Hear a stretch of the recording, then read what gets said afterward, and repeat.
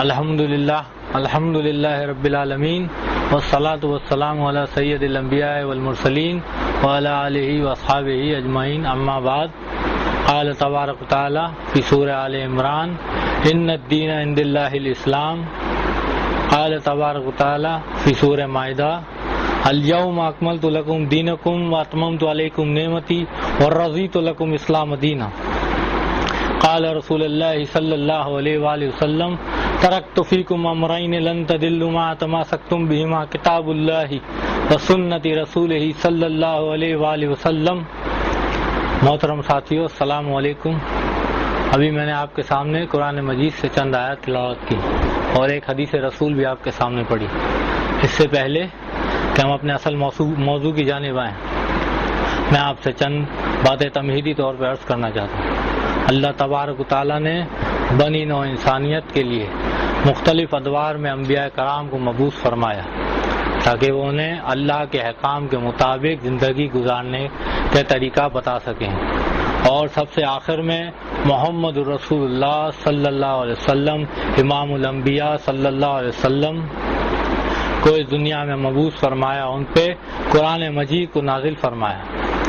اور اسی قرآن مجید میں اللہ تعالیٰ فرماتا ہے ان الدین عند اللہ الاسلام، اللہ کے نزدیک فقط دین اسلام قبول ہے اور کوئی دین قبول نہیں، اور یہ ابد تک کے لیے، اب مسلمانوں کے لیے ابد تک کے لیے پسند کر لیا گیا، اور جس کو سورہ مائدہ میں اس طرح بیان کیا ہے الیوم اکملت لکم دینکم واتممت علیکم نعمتی ورضیت لکم اسلام دینا، کہ ہم نے آج کے دن تمہارے دین کو مکمل کر دیا اور اپنی نعمتیں تم پہ تمام کر دی اور تمہارے لیے دین اسلام کو پسند کر لیا ہے۔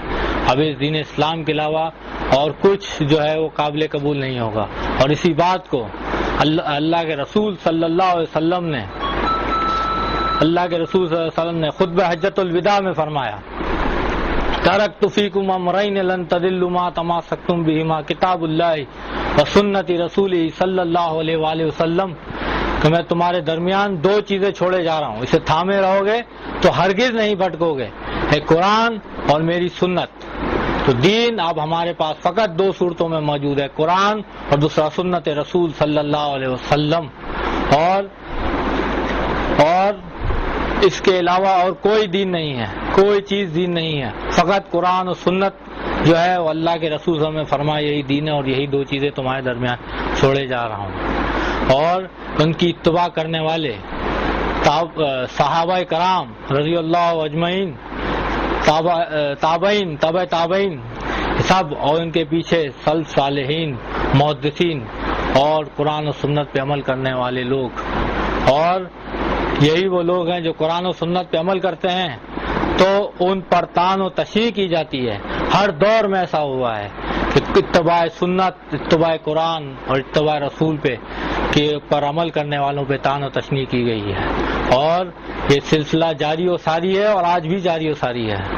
آج بھی ایسے لوگوں پہ طعن و تشریح کرنے والے موجود ہیں، اور یہی ہمارا آج کا اصل موضوع ہے کہ ایک نام نہاد شیخ الاسلام نے اپنی تقریر میں قرآن و سنت پر عمل کرنے والے علامہ ناصر الدین البانی رحمہ اللہ، صفی الرحمان مبارک پوری رحمۃ اللہ علیہ اور صدیق حسن خان بھوپالی الکنوجی رحمۃ اللہ علیہ پر بہتان بازیاں کی، الزام تراشیاں کی، اور ان پر باطل قسم کے اعتراضات کیے جن کے رد کے لیے آج ہم یہاں جمع ہوئے ہیں۔ اس نے اپنی تقریر میں امام بخاری کی الادب المفرد کا سہارا لیا ہے اور ان لوگوں پر، ان نیک لوگوں پر طعن و تشنیع کی ہے، اور ہم اس کی تقریر کو اب ترتیب وار آپ کے سامنے لے کے چلیں گے۔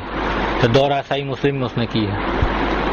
نام نہاد شیخ الاسلام کہتے ہیں امام بخاری کے الادب المفرد کے بارے میں، امام بخاری کے الادب المفرد یہ میری پڑھی ہوئی تھی کئی بڑی مدت پہلے، جب الادب المفرد میں نے اپنے والد صاحب سے پڑھی تھی۔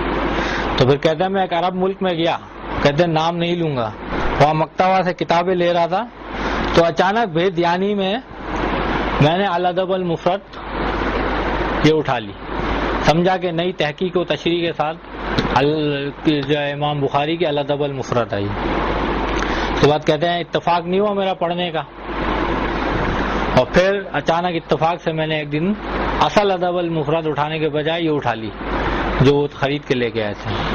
پھر جب اس میں متعلقہ باب کھولا، باب نمبر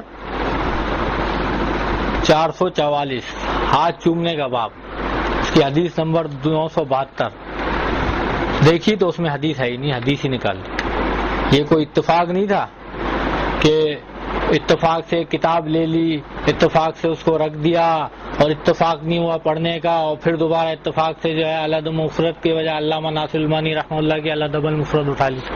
یہ اتنے سارے اتفاقات ایک ساتھ نہیں ہوتے، یہ باقاعدہ ایک پری پلان منصوبے کے تحت یہ کام کیا گیا کہ علامہ ناصر الالبانی رحمہ اللہ جیسے مخلص شخص پہ بہتان باندھا جائے، اور جن ضعیف روایات کو جن پہ ان کا عقیدہ ٹھہرا ہوا ہے ان کو جب انہوں نے ضعیف اور موضوع قرار دیا جو محدثین کے اصولوں کے مطابق تھا، انہوں نے اس کو ضعیف اور موضوع قرار دیا ہے. اس بغض اور عداوت میں علامہ ناصر الدین الالبانی رحمہ اللہ پر یہ بہتان بازی اور الزام تراشی کی گئی ہے. اس کے بعد کہتے ہیں کہ میں نے حدیث نکال دی.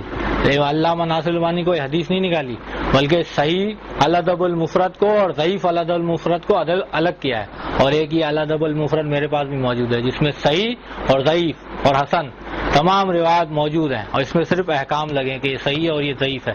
اور یہ کام کوئی نیا نہیں کہ علامہ ناصر الالبانی رحمہ اللہ نے، یہ کام اس سے پہلے بھی ہوتے رہے.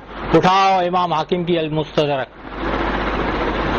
امام حاکم کوئی معمولی شخصیت نہیں ہے، اصول پر پہلی کتاب لکھنے والے امام حاکم رحمۃ اللہ علیہ، ان کی مستدرک حاکم کی تحقیق و تخریج کس نے کی؟ اٹھاؤ التلخیص حافظ امام ذہبی رحمۃ اللہ علیہ کی. انہوں نے امام حاکم کی المستدرک کی روایات پر صحیح اور ضعف کا حکم لگایا ہے. مجمع الزوائد امام ہیثمی کی، طبرانی کبیر، معجم، مسند بازار، ان تمام روایتوں کو جمع کیا، اس میں صحیح اور ضعیف کا حکم لگایا. تو یہ کام کوئی نیا نہیں کہ علامہ ناصر الالبانی رحمہ اللہ نے، یہ کام پہلے بھی اہل علم کرتے رہے ہیں، اور اہل علم اس کام کو اچھی طرح جانتے ہیں. مگر جو اہل علم ہے، جو اہل علم نہیں ہوتے تو وہ اسی طرح پریشان ہوتے ہیں. وہ آگے کہتے ہیں پھر میں بڑا حیران ہو گیا، اور پھر میں نے اس کا کتاب پہ لکھنے والے کا نام پڑھا تو وہ اکثر حاضر کے کوئی عالم ہے، کہتے ہیں شاید البانی صاحب اس کو بولتے ہیں. یہ ایسا تاثر دینے کی کوشش کریں جیسے البانی صاحب کو جانتے ہی نہیں ہیں. یہ اپنے حوالوں میں، کتابوں کے حوالوں میں البانی صاحب رحمۃ اللہ علیہ کو کوٹ کر چکے ہیں، اور یہ میں آپ کے سامنے ابھی ثابت کرتا ہوں. اپنی ویڈیوز میں یہ بات کہہ چکے ہیں کہ علامہ ناصر الدین البانی رحمۃ اللہ علیہ کی عالم عرب میں ان کی تحقیق و تخریج کے علاوہ عالم عرب میں کوئی تحقیق و تخریج جو ہے کوئی مانتا نہیں ہے. ان کی تحقیق و تخریج چھاپی جاتی ہے. یہ نام نہاد شیخ الاسلام کے الفاظ ہیں. عبدالعزیز بن باز انہوں نے بھی ان حدیث کو حجت مانا، اور اس وقت سعودی عرب کے علماء دنیا میں صرف ایک محدث کو حجت مانتے ہیں اور ان کی تحقیق کو سند مانتے ہیں، کسی اور کو نہیں مانتے. ان کا نام ہے شیخ ناصر الدین البانی. تو ناصر الدین البانی نے بھی احادیث مہدی کو حجت مانا ہے.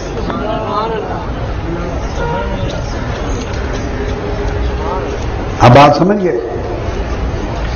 اب سعودی عرب سے جو کتاب حدیث کی لیں تو اس کی تحقیق و تخریج ناصر الدین البانی کی ہوگی. وہ کسی اور کی تحقیق و تخریج عام طور پہ نہیں چھاپتے، صرف ان کو حجت مانتے ہیں حدیث کی تحقیق و تخریج میں. انہوں نے بھی احادیث دربارہ امام مہدی کو حجت. اور یہ ان کی کتابوں کا حوالہ ہے. اس میں لکھتے ہیں یہ ان کی کتاب عقیدہ توسل، اور یہ چھپی ہے 2002 میں. اب یہ پیچھے سے میں لے کے چل رہا ہوں پرانے حوالے. اس میں کہتے ہیں علامہ ناصر الدین البانی نے تلخیق علی فضل صلاۃ علی نبی صلی اللہ علیہ وسلم میں لکھا ہے کہ عمرو بن مالک نقلی ثقہ ہے. ان کی کہے ہوئے راویوں کو یہ ثقہ کہہ رہے ہیں اپنی کتاب میں، تو ان کی کیا تحقیق ہے اپنی. اس کے بعد کہتے ہیں جیسا امام ذہبی نے کہا، اور علامہ ناصر الالبانی رحمہ اللہ نے اپنی ایک اور کتاب سلسلہ حدیث صحیحہ میں بھی اسے ثقہ کہا ہے. یہ اس کا پہلا حوالہ ہے. اس کے بعد توسل عند الائمہ والمحدثین، یہ ان کی کتاب ہے توسل عند الائمہ